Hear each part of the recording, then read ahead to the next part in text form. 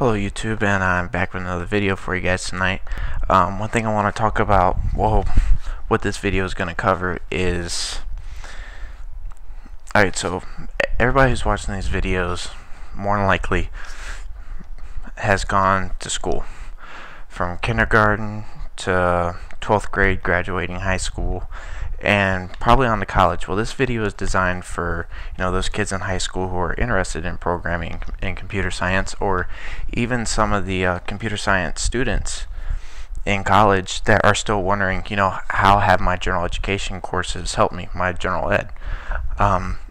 Believe it or not, programming uses a lot of math and basic things that you learn throughout school. You just don't really realize you're using it. Like, one thing I've hated is teachers saying, at least every year I've heard a kid ask, why do we need to know this? And, teachers always say, as an example for geometry, more than likely you will never use geometry. That's not exactly true. It one depends on your job, If you become a mathematician or you become a physicist, that calculus 1 that you took is really going to help you. That algebra that you took in high school is really, really going to help you. But how about looking at it from the side of a computer programmer? Well, as we know, computer programmers make computer programs, which computer programs are designed to solve problems. So let me type this in there. How does school contribute to programming? So this is the question I'm going to attempt to answer. One thing for sure, if you ever want to do something like work for NASA or something, designing computer programming or designing computer programs, you're going to need knowledge of physics. Basically depending, right now sitting in school, maybe you're learning computer programming, maybe you're sitting in that college class, chilling out in your dorm room watching this video. You're thinking, I want to become a computer programmer. Here's what I want to do. I want to make games. Sometimes it doesn't exactly work out, and you have to take a job, maybe at like a research facility. Well, computer programmers are very, very broad in what they do. We design programs that do everything. Whenever a scientist wants to know exactly how much fuel gets that space shuttle up into space, they go to a computer programmer who has a program who punches in the numbers and gives it an output.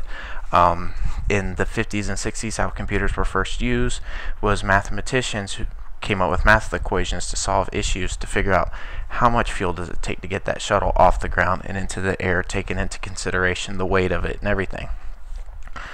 So physics and math is used. And another example, a visual example I can kind of show of that, if this program wants to work right tonight, is finding a gradient. So let's say you're opening up a business and you want to keep track of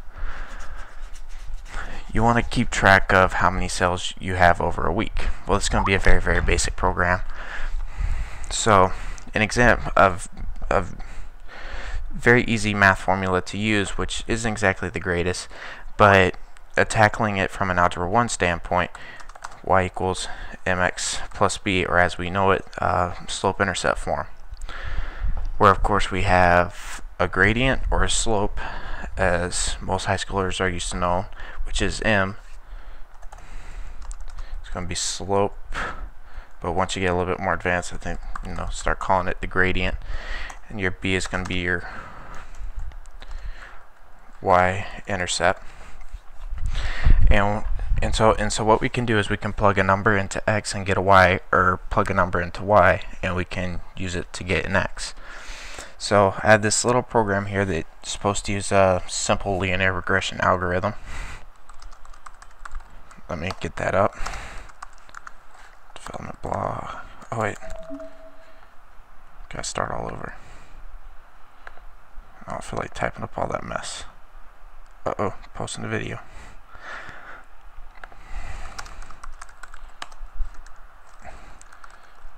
I gotta change it. Architecture. I386 Python. I think it's regress.py.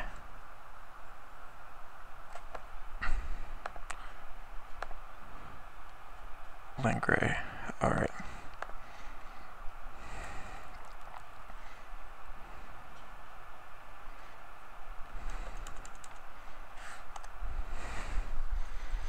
let it run for a second because it takes a few minutes.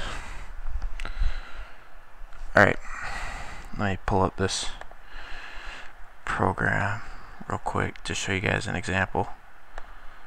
Idle file, open desktop.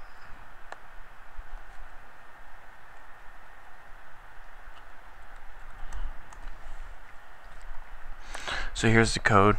Now I went ahead and supplied the X and the Y values, which is why it's not really doing a linear regression and showing things, but it gives us a gradient.